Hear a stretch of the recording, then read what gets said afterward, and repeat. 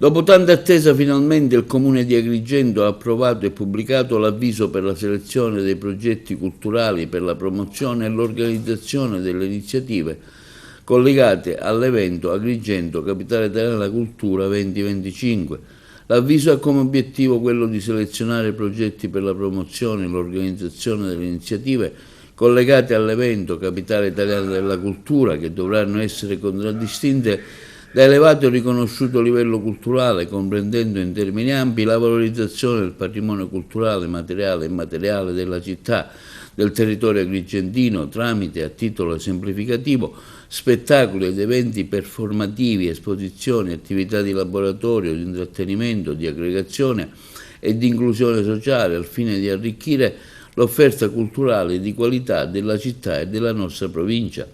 Le iniziative dovranno svolgersi in spazi pubblici o privati aperti al pubblico, al chiuso o all'aperto entro il 31 dicembre del 2025. Per ogni progetto selezionato il Comune di Agrigento affiderà il servizio fino a un massimo di 15.000 euro. Possono partecipare all'avviso i soggetti pubblici o privati, quali enti, istituzioni, fondazioni, associazioni o comitati istituiti. Il sindaco Miccichè afferma: l'avviso appena pubblicato persegue il traguardo del pieno coinvolgimento della comunità agrigentina nell'attuazione del progetto di Capitale Italiana della Cultura 2025.